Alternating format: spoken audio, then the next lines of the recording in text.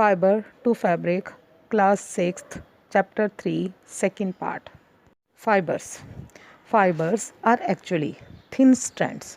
These thin strands are spun or twisted together to make yarn or thread. And then yarns are woven together to make fabric.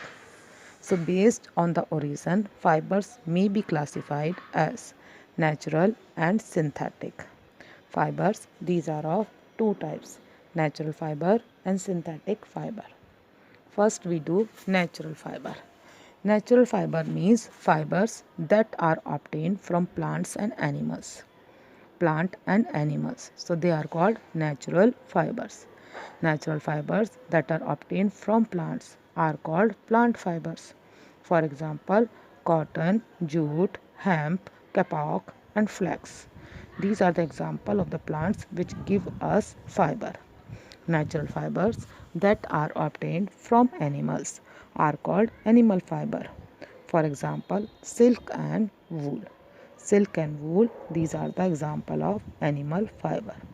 Wool mainly comes from the fleece of the sheep and other hairy animals, the animal whose skin is hairy. Silk is obtained from the cocoon of silkworm. From the cocoon, that is the larval stage of silkworm. From the cocoon of silkworm. Now, synthetic fibers. Fibers that are made by human being using chemical substances. Some chemicals. So they are called synthetic or artificial fiber. Nylon, polyester, acrylic. These three are the example of synthetic fibers. There are many more synthetic fibers beside these three. Synthetic fibers are cheaper, means they don't cost costly, stronger and last longer than natural fiber. Cloths made of synthetic fiber are easy to maintain. They need not to iron regularly. Synthetic fiber are also used to make things such as carpets, ropes and curtains. Now children, your task, come to your task. You have seen many people using shoes, bags, jackets made from the animal skin. So are you think this practice is good? No. This affect environment. We have to make poster to motivate people to use more of the plant fabric than animal skin. Now the second is let's investigate. Silk and wool, they keep us warm and cotton keep us cool. Silk and wool keep us warm because in between the holes or the pores of the silk and wool, air is trapped, which is an insulator. Cotton keep us cool because cotton absorb our sweat and let it to evaporate. As a result, we feel cool. Now the tech update is fabrics made by mixing two or more fibers together. So this is called blended fabric. Fabrics are blended to improve texture, feel and appearance. For example, cotton is breathable and comfortable to wear but shrinks or wrinkle when washed. On the other hand, polyester is strong and does not shrink but comfortable to wear. However, when cotton and polyesters are blended together, a new fabric polycot this is obtained, which is comfortable to wear and does not shrink or wrinkle when washed.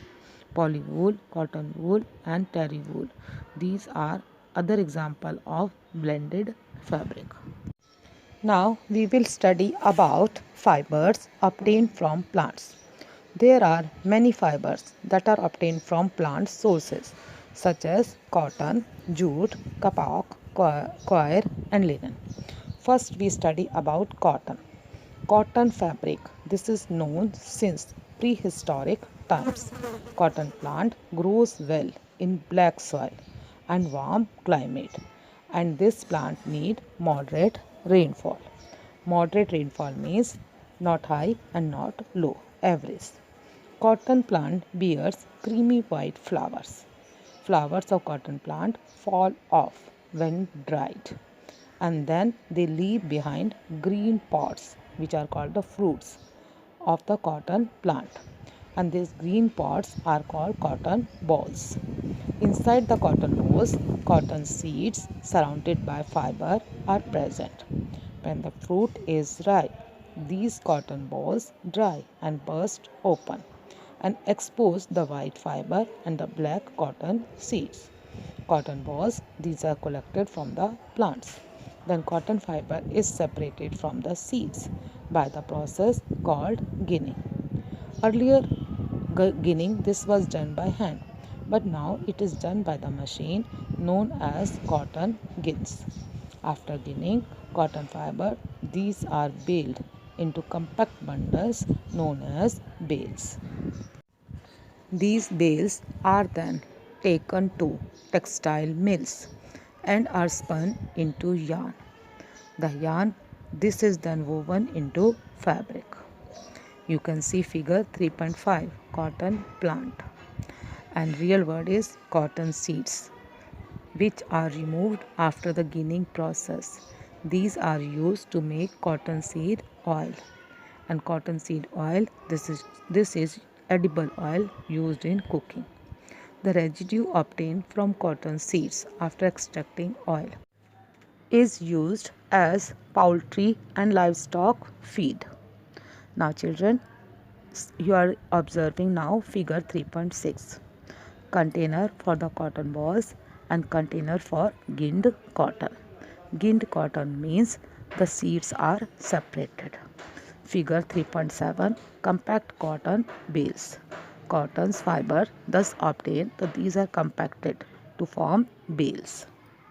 Jute. Jute is a bast fiber. Bast fiber. A fiber which is obtained from outer part of the stem of the plant. Such fibers are called bast fiber. Now, jute is obtained from the stem of the jute plant. And jute, this is also known as golden fiber.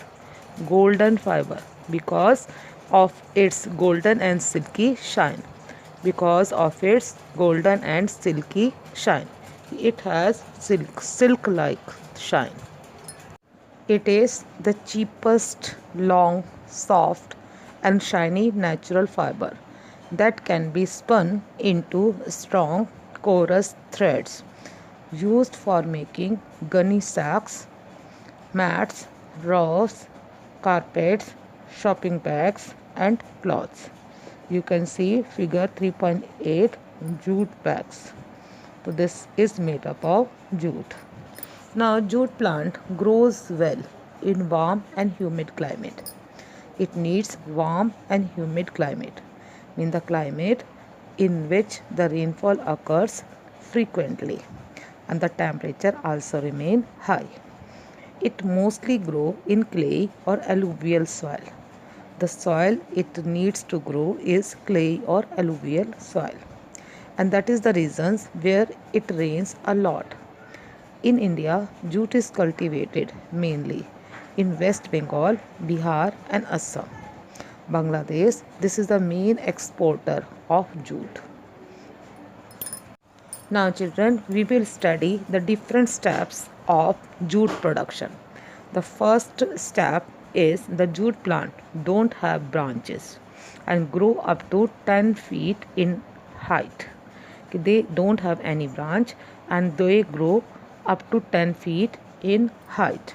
The second point is jute plants are harvested at the stage of flowering. As the flowering starts, then they are harvested. The third step, jute fiber, because they are glued to the jute plant stem by a sticky substance, and this sticky substance has to be removed to get the fiber. Bundles of jute stems, these are immersed in water and then allowed to rot. This causes the loosening of jute fiber, and this process is called retting. Retting is faster in stagnant water than in the flowing water. Stagnant water means the water is not flowing, it is stagnant, रुका हुआ है, and flowing water means it is flowing. So retting is faster in the stagnant water. Now the fourth step, Jute fibers are separated from the stems by hand, as you can see in the figure. In the fifth step, the jute fibers are then washed and then allowed to dry. So in this way, jute production is done.